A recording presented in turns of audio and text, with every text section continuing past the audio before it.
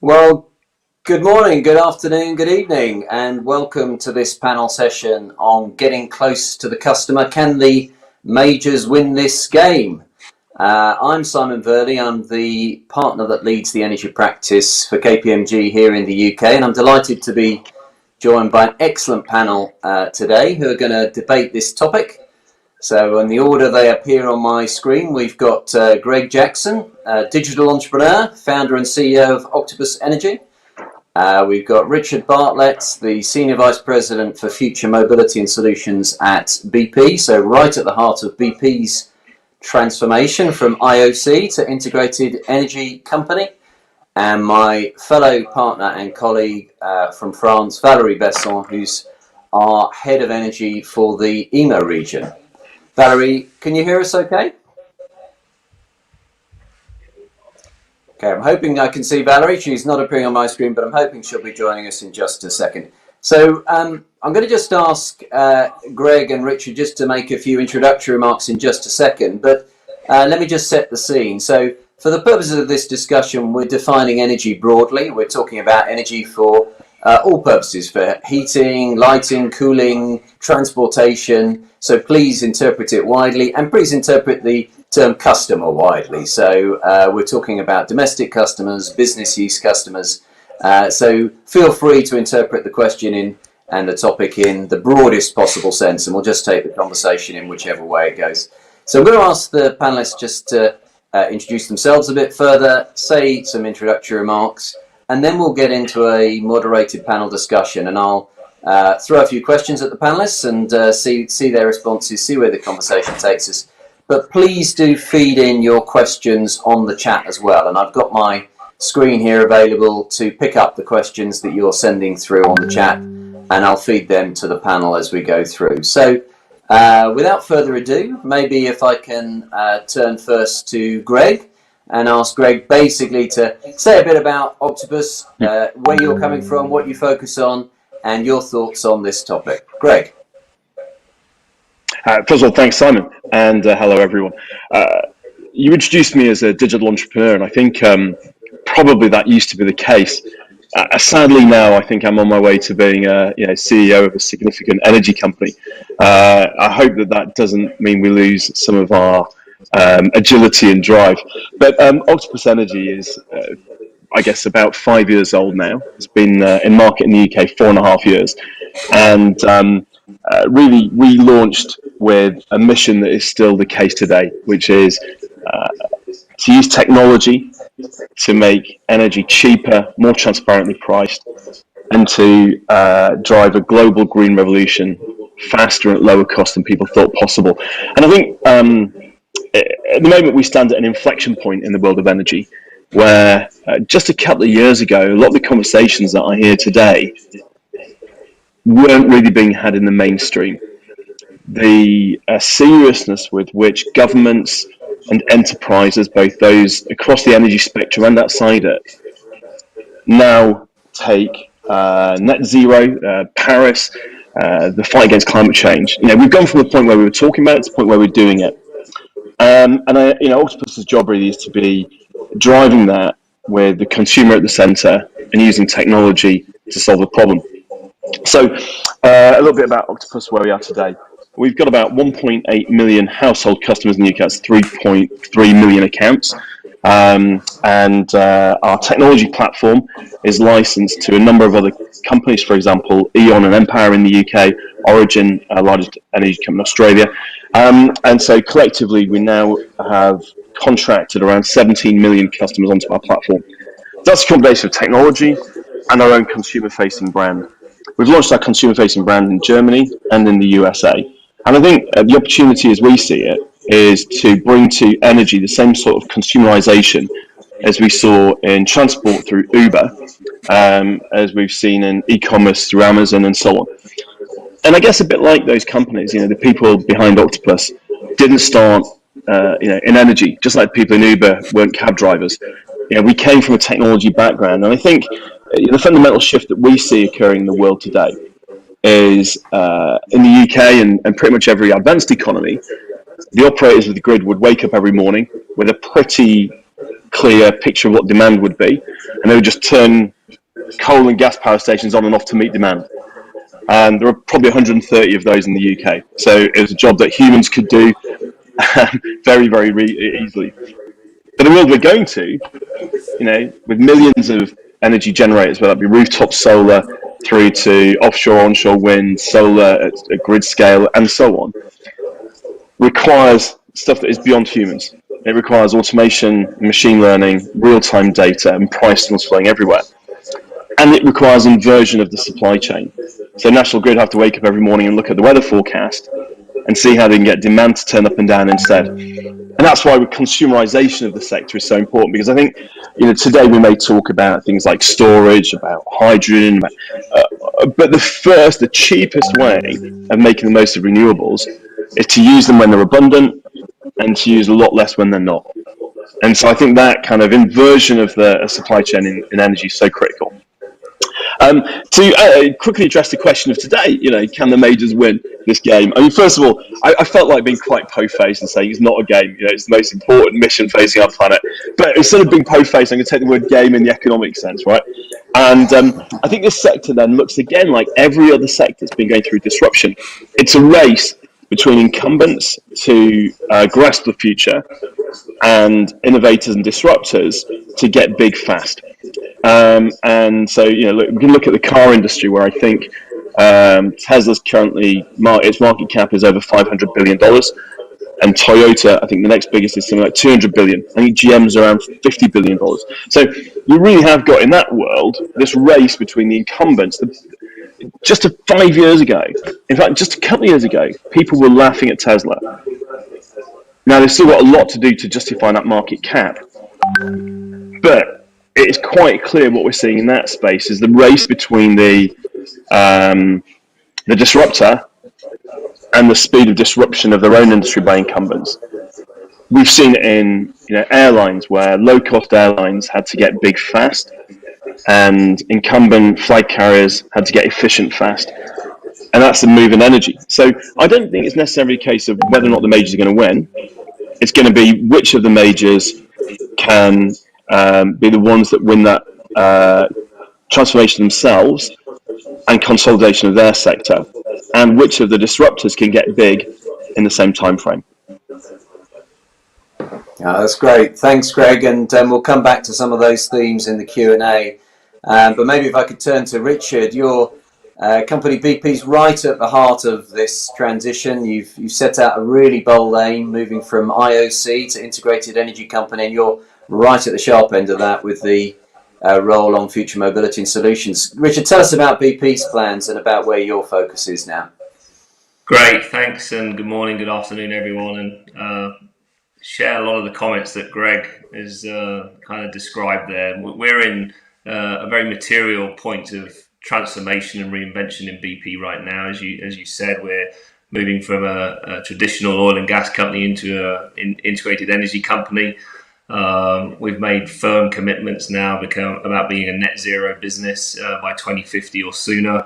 And at the heart of our strategy is around building customer-centric business models that scale rapidly, but also recognize that we've got legacy businesses that will transition over time, that are profitable, generate cash flows, and allow us to invest in these new businesses. I think one of the key changes we've made as part of the new organization, we've created a division called Customer and Products. And this customer and products organization is where my team sits. So I lead the Future Mobility and Solutions organization. It's a global business. It's a business it started in July, but it kind of started a little bit earlier through an advanced mobility unit that we set up about 2 years ago. And this business is here to essentially create a global electrification business, and also low carbon business models into hydrogen and hydrogen into transport in particular. So at the moment, if you think that we believe that 85% of the world's electric vehicles are going to be sitting in China, the US, and Europe, and if you also look to the fact that for over 40% of electric vehicles sold today are being sold in 20 cities, we're focusing initially certainly in the next 3 years on building out positions in Germany and the UK, which are big markets for EV and will continue to grow quite rapidly. Same with China. And then we're also looking at moving into the US, which with the change of government there is likely to ramp up more from where it has been over the last few years. So I think from our side, we've got a focused geographical participation around where we want to provide fast charging, reliable charging. And if you look at the challenges, there are, we have a view that we're trying to democratize electric e-mobility, if we call it. And there are the 5 challenges that kind of we're trying to work through to move the dial in this direction. Yeah, so I think one is price. The price of electric vehicles is coming down significantly. The other one is charge time. Our customer research has said that customers expect to charge a car in 13 minutes. That's the point at which they kind of feel as though it's too high, certainly if it's out of the home. The range of the car needs to, the consumer research says people want over 400 kilometers of range. And then charging infrastructure, right? So charging infrastructure, everyone, we're all very habitual. We a lot of us fuel at the same petrol station or convenience store time and time again. And the biggest pain point at the moment in these markets is either that there isn't enough charging infrastructure, or the charging infrastructure is not reliable, it doesn't work, or it's been vandalized.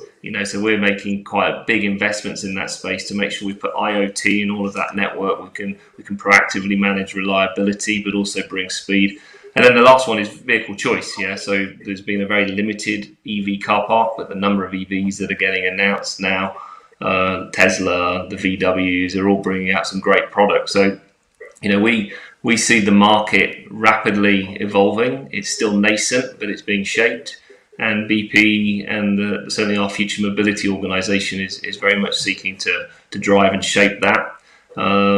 Customer, for us, customers twofold is clearly the consumer, and we're looking to provide solutions that are both in the home and on the go, including destination charging, all under a digital umbrella, and also B2B, right? So in 2030, beyond 2030, over 65% of electric kilometers driven will be fleets, right? So B2B, and you're seeing a 16% annual growth rate of shared mobility kilometers increasing. Yeah, so the likes of Uber, the Ola, Didi, their share of the mobility market is rapidly growing, and that's why we're seeking and have partnered with 2 of those companies, right? So we set up a joint venture in China, which is the largest EV market in the world.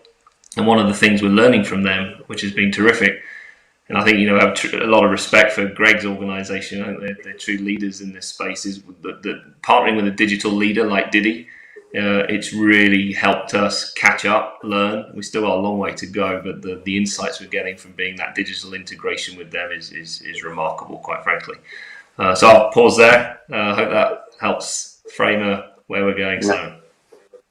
No, that's great, Richard. I'd like to come back to this topic about your partnerships and your approach to going to market, because, as you say, you're using those partnerships, including the GeoBP venture in India, which obviously will be particular interest to the audience we've got today, but also with Didi in China, your Lightsource BP partnership on solar. I'm really intrigued by that, so I want to come back to that theme. But let me turn and welcome my colleague Valérie Besson.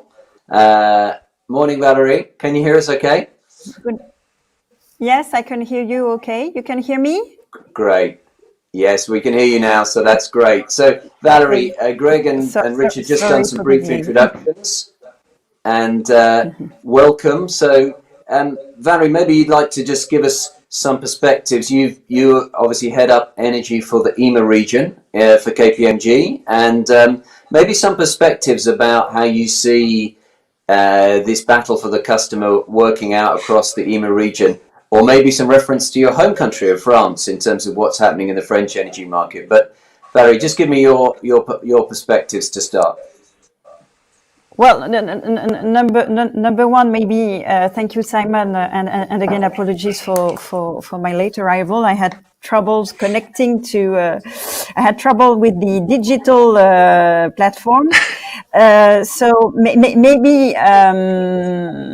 maybe I can take that through the angle of the customer, and I would say that in a pre-COVID-19 world, and despite the significant efforts and investment that the utilities put on customer management, and notably in investment in the digitalization, the customer's evaluation of the experience with the utilities have been low compared to many other industries.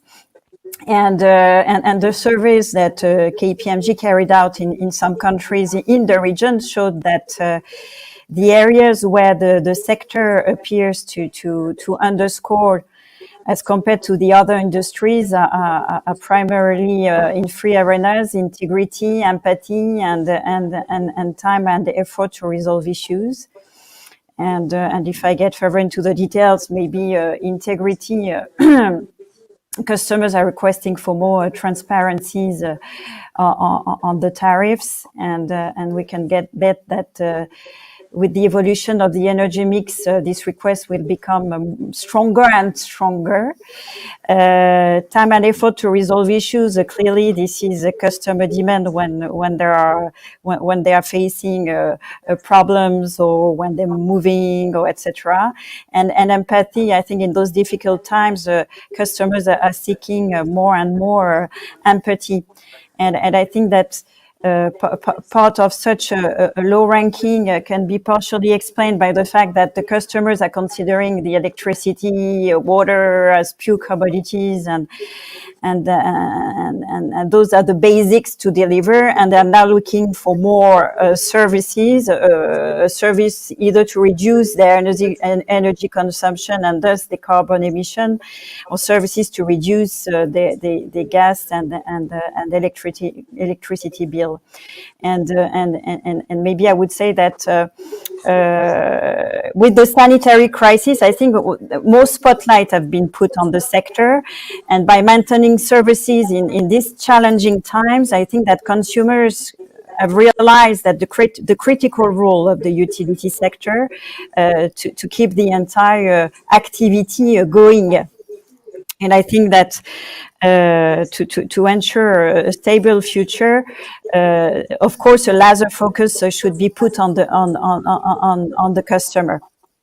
And digitalization is as a key role. Digitalization to get the right data to manage the customer's expectation, whether to propose customized solution to the customers, or to manage the situation like we had in the COVID situation, where we had sometimes some outage of electricity, and to determine how to tackle that. And I would say that the utility leaders are perfectly recognize perfectly this need to enhance the communication with customers, and they have been accelerating their effort to digitalize the customer-facing application. And according to 83% of energy respondents to our 2020 CEO Outlook survey, this is where they focus. I don't know, Simon, if you want me to give a further detail on the French market now, or if you want me to... Maybe we'll come back. Thank you, Valerie. Okay, we'll come back to the French market, but I think the point you make about how energy is now seen as an essential public service almost in the service it provides to consumers, I think is a really important one. But Greg, you've managed to deliver some of the best customer experience scores for any energy company in the world, I think it's fair to say. Tell us how you've done that. Well, what's the key to the success, Greg, in terms of the growth of Octopus and the customer rating scores? I'm always amazed when I come to your office and I see the smiley faces on the wall from your customers who are rating your service on that particular day. So tell us how you do that. Thanks, Simon. I mean, yeah, very briefly, that you mentioned the smiley faces. Like, we've got a big screen which shows the two things that matter most to us, which are our customer growth and how happy our customers are in real time. So every time a customer deals with us, they get to, rate us from a sad face to a happy face, and everyone in the company gets to see that in real time. And I think that really speaks to the when we talk about being customer centric, we tried to build the business from the very beginning to be truly customer centric. So every company says they are. But a few things then. I mean, the first thing is I was discussing with a bunch of our staff who weren't here at the beginning the fact that the very first person in the business was the customer experience director. Before we had anyone in energy trading or any other function, we were working on the customer experience, and so we started with the customer experience and built everything out from that. I think where I'm sitting today, I'm sort of in a very socially distanced office, but ordinarily I'd be about 5 meters from the nearest members of our customer operations team. That's the people who are talking to customers. And all of our C-level people have to walk through a customer operations team to get to their desks, so that they cannot fail to know what is going. If you see stressed people talking to customers, then you know you're getting something you need to fix. So I think a lot of it was really starting with a bunch of cultural and philosophical approaches that mean that instead of our customer experience being a monthly figure that gets reported up as part of a board pack, it's something we live and breathe every day. Every day I deal with emails from customers. I'm constantly on Twitter dealing with both things we get right and the things we get wrong. And really what we were trying to do there was emulate the best of the retailers in the world, the sort of physical goods retailers, where certainly until very recently, what you found with physical retailers was every time they got a new CEO, within 3 months you would see change. And that's because the CEO of a chain of supermarkets or a chain of convenience stores, whatever, can visit the individual stores and see for themselves exactly what customers are experiencing. Are clothes being left in the stockroom, or are they being merchandised nicely? Are the staff standing around kind of looking dissatisfied, or are they smilingly serving customers? And I think you can't hide from the reality in those businesses. But in a lot of service sector businesses like this one, in a lot of kind of remote service, you can hide from the customer reality as a senior manager. So we tried to create a company where you can't hide from it. I think what that then means is anything that goes wrong, anything that needs addressing, senior managers are totally aware of, and it is their problem. I think we take that to quite extreme. So we don't have our customer operations people, outsourced, in other countries or in business parks on the edge of cities. We have them in the centres of towns and cities, where they are living among the people they serve, and where we, as a management team, are living among them. So it really is cultural, Simon. Thanks, Greg. Really interesting. And I want to come back to your plans for further international expansion in just a moment. But let me turn to Richard on this issue of partnerships, because it's intriguing, Richard, the way that BP are going about it with the use of these partnerships. I mentioned the Geo BP, Diddy BP, Lightsource BP, and so on. I'll mention OVO, even with Greg on the line. I think you've got a partnership with OVO as well. Tell us, Richard, about this approach of using these partnerships to develop customer solutions.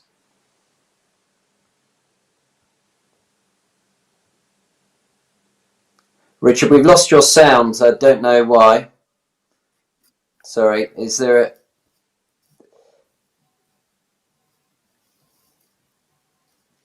Maybe we've lost Richard's sound. Maybe somebody in Dubai can help us with the reason for that. By the way, it happened to me a minute ago, and I just reconnected the call, and then it worked again. Okay. Well, Richard, we're going to come back. Maybe if you can try to reconnect, or somebody on can help Richard out, just get his sound back there, because we've just lost Richard's sound for some reason. But Valerie, let me come to you and tell us about what's happening in France. The French energy market, is it changing? Is the vertically integrated model of the likes of EDF still dominant in the French energy market? Well, I would say that the energy market, yes, Simon, is changing. Of course, it has been initiated a while back ago, and when there were a change in regulation to enforce the opening of the French market to competition. With a law with key three measures. The first measure, of course, the law was to increase the competition on the French market, to get new entrants, and for that, of course, it was important that the new entrants could get access to the electricity produced. And in France, it's majority 70% of electricity is produced by nuclear power plants. So energy produced by EDF, but it was important that new entrants could access to that energy at competitive conditions. Second measure was, of course, to end regulated tariffs, except for certain for the individual customers, for the historical supplier EDF, and some small corporates. And the obligation, of course, for the new entrants to invest in electricity production capabilities to secure the energetic independence of France. Yesterday,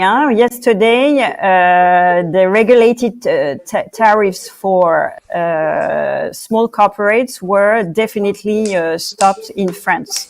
So now the market is completely free. Well, despite those measures, we can see that on the French energy market, EDF is still the main electricity provider. Is providing about 70%. It has 70% of the market share. And we've seen new entrants, but among the new entrants and the biggest alternative competitor now in the arena of electricity in France is Total Direct Energie. So we find there the major French oil and gas company, well, like the other major oil and gas actors, is transforming its business model and ready to play a role on the energy transition and investing in renewables. They announced at the end of the month that the goal would be to have 35 gigawatts of renewable capabilities by 2025. So you can see that you have the integrated model of EDF, and then you have new entrants. But among the new entrants, you have major oil and gas companies, and then you have the entrance also of foreign competition with Vattenfall, who is on the French market selling renewable electricity. And you have tiny companies also, which appear, like Home Energy, which was created in 2018 and which is progressing a lot in France. If you want do you want to ask me questions? That's great. No, that's really interesting that you've still got that dominant position from EDF, but you have Total, one of the oil majors now, playing a major role in power supplies in the French energy market. I think that's a really interesting development given the topic we're talking about today. And we do, I think, see this pattern now with the certainly European oil and gas majors moving into power and customer solutions in a big way, which is one of the great new trends, I think, that we're all observing. Richard, I think we've got you back. I'm hoping we've got you back on the sound, and we can hear you fine. So maybe I could return to the question I posed about partnerships, and just tell us more about this approach to going into markets with your partners. Yeah, do you mind if I just build on the previous conversation first around customer service and some of the things that Greg was saying? I just wanted to give an example around how we're changing our approach to this. So we bought a business called ChargeMaster in the UK a couple of years back, and ChargeMaster was owned by an entrepreneur founder. We bought that business, and it's the leading UK charging infrastructure company. And one of the things we went through as big companies, look at this, we kind of said we don't want to smother this with big oil and gas. We want to leave it and protect it as an entrepreneurial type of business. So the people we brought in to run it have come from digital kind of platform businesses. And just to illustrate the point around customer service and its importance, we went through that normal, more corporate approach and say, do we outsource and offshore the customer service team? Right, because and get the labor arbitrage, it's going to be better automated and things like that. In the end, we made the decision to not do that, and we kept the team here in the UK. And similar to Octopus, it's at the heart of the office there that we have in Milton Keynes. And the reason for that is the switch to an electric vehicle is quite an emotional subject, and it's not that easy, because if you've not had an electric vehicle before, you need quite a lot of hand holding, right? In particular around how does it work? How do I get a home charger installed? When I'm not in the home, where do I go? What are the pricing tariffs? You know, all of these kind of things. And I think it was for us, it was one of those moves where we normally go right, but we went left, and actually started with the customer to actually help make that transition work. And I think one of the other things we realized is small companies that are being prepared for sale or exit don't necessarily invest in the digital hardware and software to enable true great customer experience. So we've had to rebuild both the back end and the front end to create that improved customer experience. I just wanted to share that we're learning from people like Greg and these disruptive but highly successful businesses, and I think that comes to your point around partnerships, right? So we come from a position, I think, of strength in various markets, but also humility and respect for the pace of change and disruption. And what we're seeing in most of the sectors I'm involved in is heavy convergence, right? You're seeing convergence from utilities. You're seeing convergence from digital companies such as Google or Amazon, and you're seeing OEMs all evolve into this space around clean e-mobility, right? And I think what we chart, one of the things we also noted was that the payback on the investments takes quite a long time, and we see partnerships as a way to accelerate the EBITDA, bringing it forward a few years. So when we went into China, for example, we recognized that if we were to partner with the world's largest EV user, i.e. Didi, then we would be able to put infrastructure on the ground and get a higher payback, because the utilization on those assets would go up significantly versus the market average, right? And that's what we did. We set up a joint venture with them, both companies putting equity into that. And the power of that is that we sit down with them and look at heat maps, the heat maps around where the drivers are, where the customers are, and that's a live feed. And we can see where the cities lack infrastructure and where the drivers want it. So you can place the chargers and the infrastructure at the points that keep the cars on the road longer, drives the costs down, and actually stops further mile leakage as people drive out for chargers.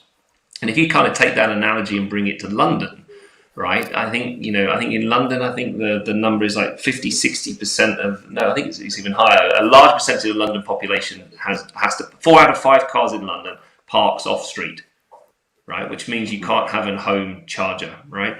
So therefore, we recognize that we need to basically build out the infrastructure, build out a digital interface and offer, and then partner. And in London, for example, we've partnered with Uber.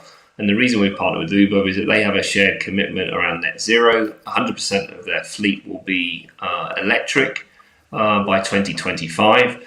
And for them to do that, the infrastructure is just not there, right? It's not reliable enough. It's not ubiquitous enough. And we're there to try and bring solutions that are competitive. They're firm in terms of their reliability, but they're also placed in locations that are attractive to the ride-hailer drivers so they can do their day-to-day routine, right? So partners, I would say, is hugely important, Simon, for us. And we have different levels of partnership. With some of them, we joint equity positions. Sometimes we go as a minority or a majority. And I think a good example, given the audience today, is India, right? So we wanted to participate materially in the Indian market. It's a huge growth country, both from population perspective, but also economic prosperity. And we partnered with a company we have huge respect for, which is Reliance. And we set up a business called GOBP, which we came into effect in July this year. And we have a desire to roll out 5,500 retail convenience stores in India. But we're also moving into e-mobility with Reliance, and we've just launched in Delhi a battery swap business, which provides 2-wheelers and 3-wheelers with a rapid battery swap. And that will become a platform business. It's all digital enabled, which Geo and Reliance are obviously very good at, and bring a lot of those skills. And they also have partnered with the likes of Facebook, Google, and others, and they'll bring those skills to the collaboration, we hope, with BP. So partnerships are important. Great. Richard, and just one follow-up, Richard, to you.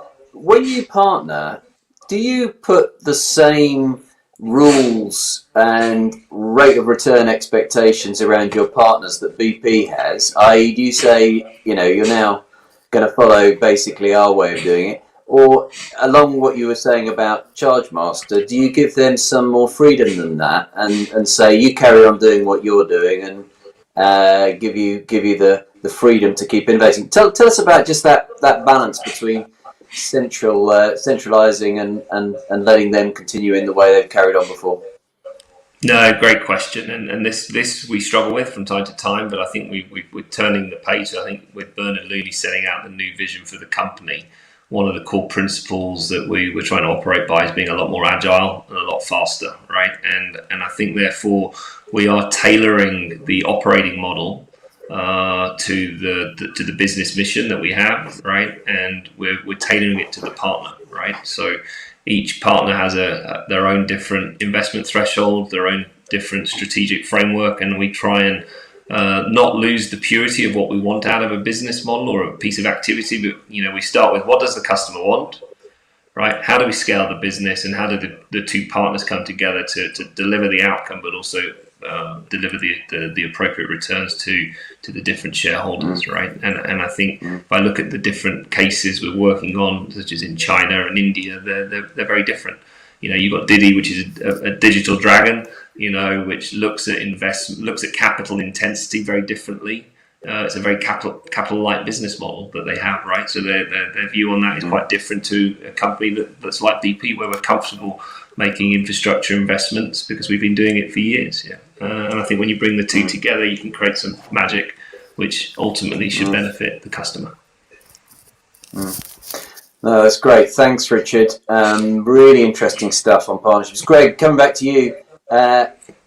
You've been innovating fast in a number of markets. What are the barriers? What are the problems you're finding, Greg? Where do you see as the main hurdles in terms of driving that innovation, and how does that inform the choice about where you go next in terms of international expansion?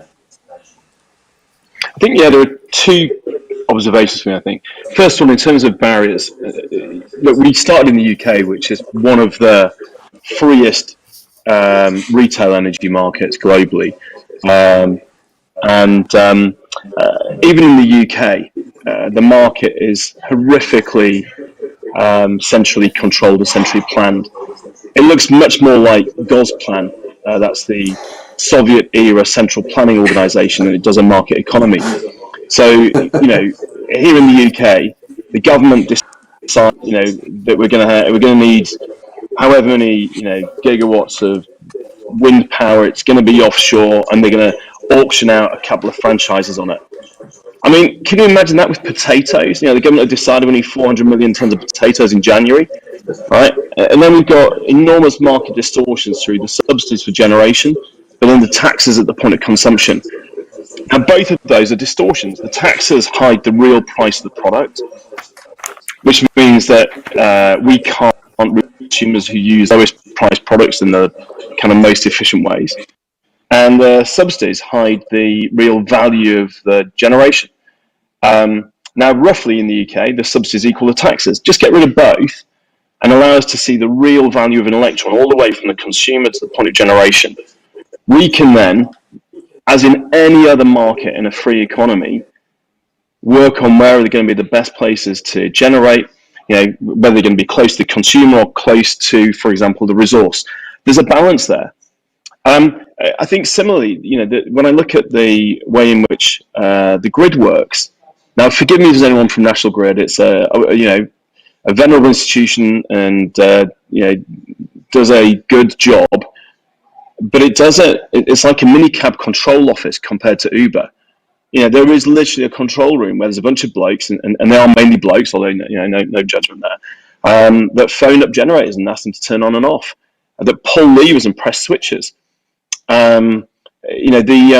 As opposed to Uber, so that was like a mini cab office. You can just imagine the dialing in, coming car number 7. Whereas in Uber, they're matching literally billions of bits of information in real time, matching supply and demand at a location with a price signal. Now that's very, very much like the job that grids should be doing. Now, traditional IT projects are, decades long in these kind of sectors, a decade long. We haven't got a decade to sort climate change. So I think the biggest barrier actually to the innovation that we need in every market, even the ones that are closest to a free market, is a dramatically greater availability of price signals, a reduction of central planning, and the ability to bring technology in at the pace that it has elsewhere. Look, I mentioned Tesla earlier. I think the world has kind of become, okay, maybe Tesla actually is onto something. When even a couple of years ago, I'd see CEOs of large car companies scoffing. Now I see them desperate to shake hands with Elon Musk as they work out how they can work together. The pace at which they've transformed cars, we now need to do on grids. And I think that then applies in every advanced economy. So I don't think there's much barrier in the open markets to getting going. There is enormous barriers to the transition that we desperately need in order to deliver net zero. And can I just mention one other quick thing, Simon? I said there are two, but I think the discussion about partnerships is really important. Look, we've got partnerships, probably a dozen organisations, including Tesla, actually. But Marks and Spencer in the UK, and with the Mayor of London and companies around the world. And I think those partnerships, the biggest observation for me is when two organisations are getting together, it requires a degree of self-awareness from each about what they bring to the party. Because far too often what I've found is we start a conversation with a large enterprise, and then halfway down the road they start trying to tell me about customer experience and marketing and about technology. And I'm like, honestly guys, the reason to partner with us is customer experience, technology and marketing. The reason I'm partnering with you is, for example, your access to governments, your scale, your access to balance sheet, and your ability to, once you've made a decision, execute at scale and at pace. But far too often the conversation becomes a lack of willingness to put in what they're best at, and a real push to put in what they should be trying to get out of partnership with us. And again, I think Richard was very clear on this, that a lot of those preconceptions need to change. Because I think for large enterprises to succeed, they need to be absolutely themselves about what the transition is going to take and what they're going to have to give up to win in the long run. Now, by the way, the same may well apply on startups and disruptors, that we need to be very clear about what we bring to the party. But if we're both clear about it, we've got far greater chance than we have when we end up in long, fudged conversations where the kind of desire for control, for example, that is kind of culturally normal in large enterprises, needs to be let go. That's great, Greg. And you clearly believe in the power of data, in the power of innovators to improve customer experience. The question that begs in my mind, given you don't like Gosplan, is what is the role of government and regulators in the energy market going forward? Would you just like them to get out of the way? Well, it's really interesting, right, isn't it? That first of all, there is no doubt that governments have done tremendous things in energy. The investments that they made through subsidy schemes and taxation in renewable generation kickstarted the ability for renewables to become cheaper than fossil fuels. And a tremendous job of that. It was like the internet. The internet got going because of government backing.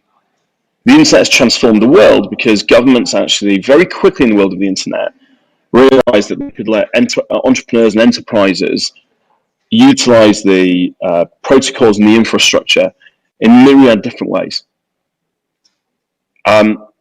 that is the exact point we're at now in the energy system, which is that the wires are there, right? Let us work out how best to use the wires, and then allow enterprises to find the cheapest way of bringing people green electrons when they want them and when they need them. And I think there are two things behind that. The first is that look, the role for government in that scenario is to set the rules of the game. So, for example, carbon taxes or a ban on carbon electricity generation by 2030 or whatever it will be, different rules for different countries. But bring in those rules and then allow us to find the solutions. One of my team observed, far too often what governments are doing at the moment is they're defining the solution and then, putting it out to tender. Well, look, with the best will in the world, at a point of disruption, governments are not the best people to do it. And there isn't going to be one solution. We need heterogeneity and competition to identify the best ways of doing things. Is it going to be me asking people to charge their electric cars at different times of day, depending on availability of green electrons? Or is it someone else who wants to build batteries? They're both possible. We need a market to identify the solutions. I think the second thing is you only have to look at the forward forecasts that governments have made for disruptive technologies.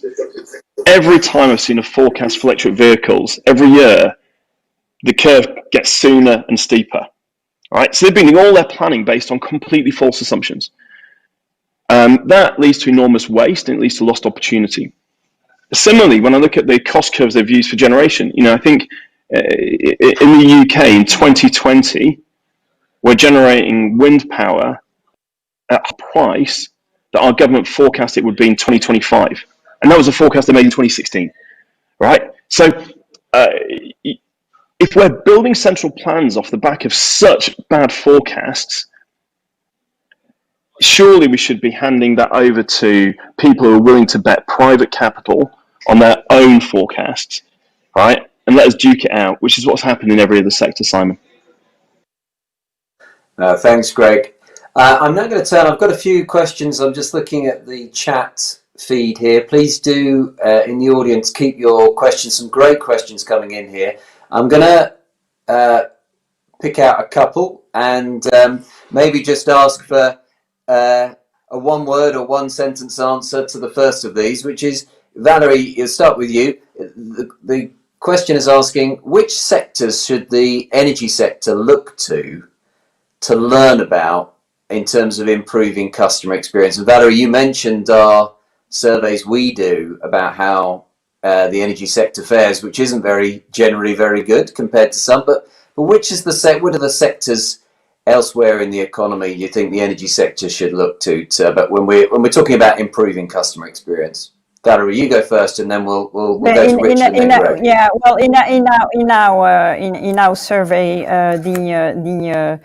the sectors which were coming at the top were notably in the insurance area, where at least it was in France, it was the top ranking sector in terms of customer experience and customer relationship. Richard, any sectors you think we should be looking to learn from? I think you can find leaders in all sectors, right? Actually, and I think it's the ones who've got that right digital data stack with the customer at the heart of their design of an organization, similar to what Greg's been describing that they have there. They're the businesses you can learn from. I mean, everyone talks about Amazon. They're a great company with a great customer experience, and you can also look at Tesla, right? I mean, Tesla's end-to-end experience in the e-mobility space is years ahead of everybody else, right? And so I think you can find winners in different parts of different sectors and many sectors, I would say, Simon. Okay, and Greg? I wanted to pick up from where Richard left off, actually, which was, isn't it fascinating that when I look at Tesla forums, they're full of people who used to own Porsches complaining about the fact that the finish isn't quite right or the door doesn't quite fit. And yet the vast Tesla owners are absolutely loving the fact that it's a transformative experience where, having a touchscreen display has enabled you to do things that you could never do before. As an example, the autopilot has just changed the way that long distance driving works. And that's before you even think about the fact it happens to be an electric car. So I think what you see in Tesla is the reinvention of what customer experience means. And that means giving up some things people used to worry about and worrying about other things that actually matter to people more when they're exposed to them. The example of that for me, the best one is Uber, where it's the world-class experience in private vehicle hire, and yet for the first 5 or 6 years of its life, you couldn't pre-book an Uber, right? Now you can imagine everyone from the cab industry would have been, you can't launch a taxi app without the ability to pre-book. But what Uber knew was that would create more workflow problems than it would solve in terms of customer experience. So they just ditched it. So I'd say learn to ditch things based upon what we see in the tech sector to do other things dramatically better. Okay, thanks, Greg. 3 very different and interesting answers there. Excellent.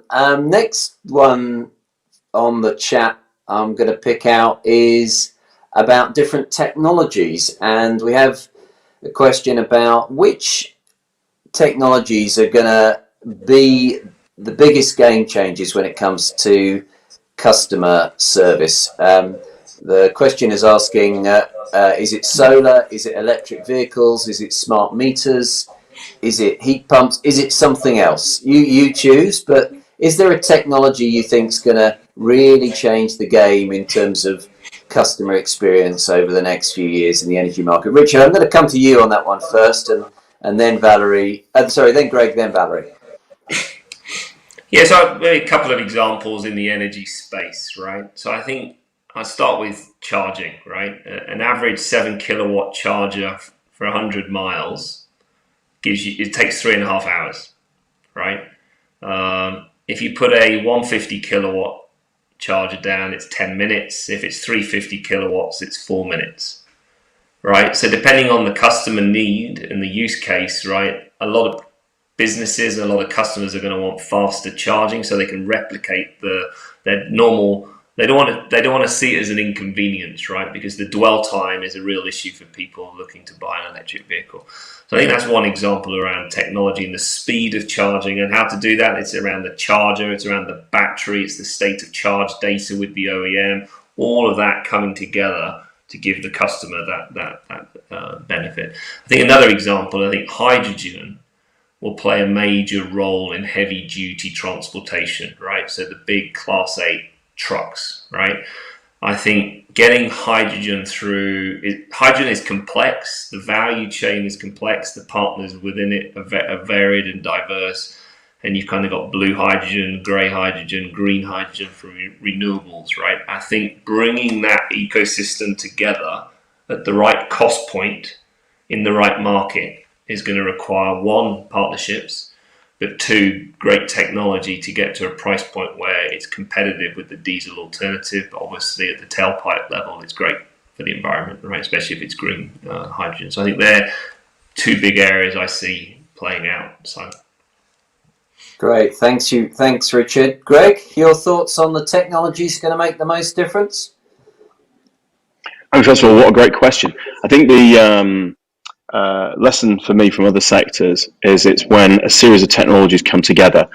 The smartphone revolution, kickstarted by the iPhone, happened really when you had a capacitive touchscreen with multi-touch, meeting incredible spell checking, using quite smart algorithms that enable the soft keyboard to be meaningful, combined with a battery that's powerful enough to handle a processor that was small enough but powerful enough to run a powerful web browser that sat well enough with powerful GPS chips that meant that you could pick up a signal strength of a light bulb from space.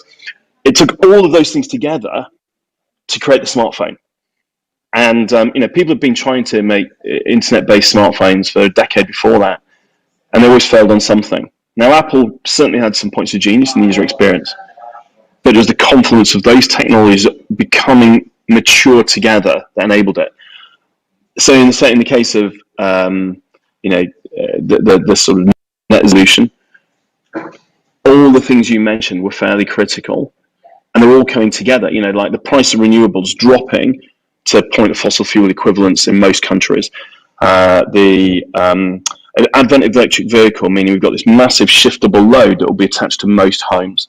The plummet in the price of batteries, which means that electric vehicles are viable, but they're also, increasingly becoming viable as a means of storage of green electrons, and so on. Now, there's a lot of feedback loops. This causality is part of those price drops, but essentially, the confluence of it means that we can now look forward to living a life of renewables that's at least as straightforward and probably cheaper than a life of fossil fuels. Okay, great. No, it's the coming together of all those technologies. Great point, Greg. Thank you, Valerie. Where's your focus in terms of the technologies going to make the most difference? A lot has been said already. It's a combination of many technologies. So I would say, and if I want to add, that like to have all technologies which contribute to get a smarter home ecosystem. And we've mentioned many technologies, but solar panels, battery storage, electrical vehicles, all contributing to have a smarter consumption and a smarter usage of the energy. So that's what I would add to what has been already said. Thank you, Valerie. Keep the questions coming. We've got a few minutes left, so if you have got any more, do put them on the chat. And I'm looking at the chat now, and there's another great question coming here about the role of data. But the question is saying data is clearly key to improving customer experience in the energy market, but how do we protect consumers' privacy in the process? In the UK at the moment, we have a phrase about open source data, so effectively encouraging the sharing of data to enable the kind of optimization that Greg's been talking about. But the question is really asking, how do we protect consumers' privacy if we're trying to share data across different platforms, across different service areas? I'm going to throw that one to you, Greg, first, given you're a great proponent of open data and using data better. So how do we protect consumer privacy? I mean, look, so frameworks vary in different countries. I mean, most European countries have very, very strong consumer data protection and additional measures in the world of energy. Frankly, this is thinking aloud. Chatham House rules, not to be quoted. Look, energy is just not the problem. Companies need to guard data according to cybersecurity rules with absolute kind of diligence. But in terms of the data that we are using to dramatically reduce the cost of the energy system and make this transition to renewables faster and cheaper and better for consumers, energy is several orders of magnitude less of a risk to privacy than the platform we're on right now, the internet, where, I don't know whether people know, but, their ISP, even if you're on an encrypted web page, your ISP can see every single URL you visit because the URLs are not encrypted, right? Now, the instant privacy breach of that is extreme. And then the cookies that follow us around the internet, the fact that, once I recently looked at a garden slide for my kids, and I'm now assaulted by ads for garden slides, but not just I looked on Facebook, but not just now it's everywhere because the data sharing about me at an incredibly personal level in the world of the internet is so extreme. And actually, I'd really urge kind of people to take a very balanced view about the extent of exposure of anything that is meaningful in energy versus what's happening on the totally unavoidable internet, which is an incredible data siphon about us, and I think you only need to look at the market cap of companies like, Facebook, which are based upon the value of our data, to see the extreme difference there. Within energy, I think there's a real risk that we stifle the ability to bring people the stuff that will save the planet because we're failing to understand where energy is in the genuine hierarchy of data privacy issues. Thanks, Greg. So Yeah, watch out in terms of your overall privacy. Energy isn't the problem. That's a really good point. Valerie, any thoughts on this It's question? lower down the risk. I didn't say it's not a problem, Simon. Lower It's down the really risk. clear. I didn't say it's not a problem. I said it's very much lower down. Yeah. Yeah, understood. Valerie, any thoughts on this question about consumer privacy and data and how much can be shared? No, but again, there are some rules which differ from country to country, but I think that all companies try to be compliant with those rules, but also they apply their own internal rules, and it's I think it's a significant component to win the battle for customers. So this is clearly an area where where there must be a lot of focus from the energy company, and we've had a lot of debates here in France. We have now the obligation to have those smart meters at home, and it's mandatory. They put that, and a lot of customers are reluctant to have those smart meters in their home. So again, it's an important matter to handle by the energy companies because it can have a significant impact on the customer relationship. Yeah, thank you, Valerie. We've had the same problem with smart meters here in the UK, I can assure you. So same challenges. Richard, any thoughts on this issue? Yeah, so we as a sector are under constant attack from malware and ransomware and things like that. So from a cybersecurity perspective, we invest millions of dollars a year to protect the digital estate that BP has, right? I think point number one, and then we're just really vigilant. Obviously, each country has slightly different guidelines and rules. I think China is a whole new area which is evolving quite a lot around customer data and the regulations that are moving there. So, I think it's very similar to what the others have shared. It's one to be very mindful of, and especially as you start to increase the number of partnerships, you've got to have very clear data processes and guidelines in place as you look to potentially leverage data together. So I concur with the other views too. Great, thank you all very much. We're coming to the end of our time on this particular panel about customer experience in the energy market. We've covered a lot of ground, the role of partnerships, the new technologies, the importance of digital and data platforms, what we can learn from other sectors, and what's happening in some of the different geographies around the world. So we've covered an awful lot of ground in the past hour or so. I'll give each panelist just a chance to make any final comments they want to make before we wrap up. Just a final thought maybe to leave our audience with. So again, I'll come to you, Greg, first, and then Richard, and then Valerie. We're at a point of disruption. The world has changed. The energy sector will change more over the next decade than the last 100 years.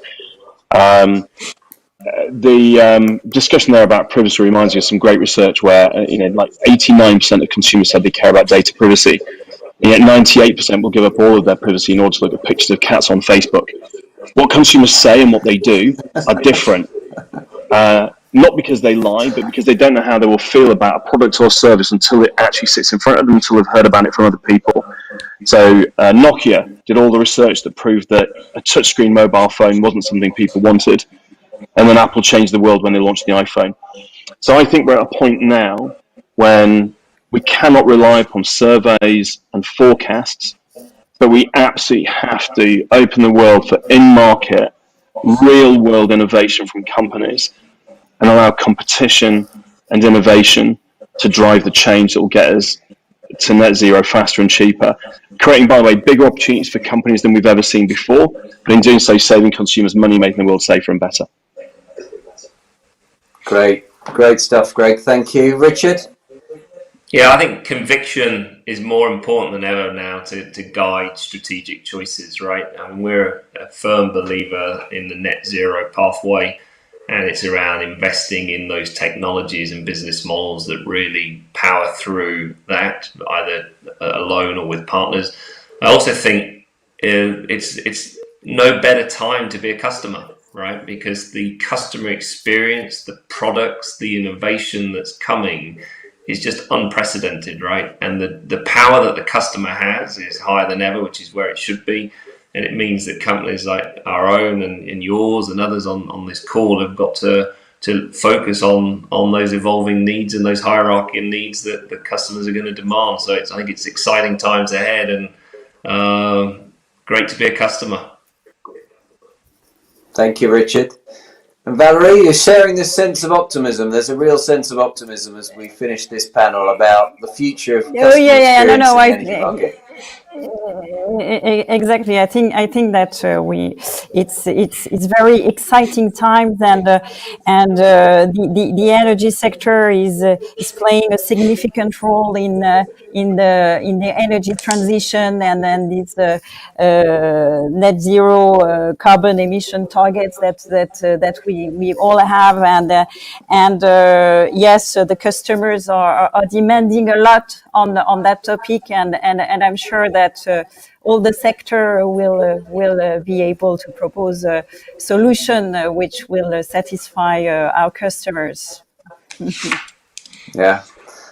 Well, it only falls for me to say a big thank you to Greg Jackson, Richard Bartlett, and Valerie Besson for fantastic contribution to our panel today. I hope the audience has enjoyed that. Thank you for your fantastic questions, which were right on the money, and I hope you've left with that sense of optimism about the future for customer experience as we head towards a lower carbon economy. So thank you all, and enjoy the rest of the conference.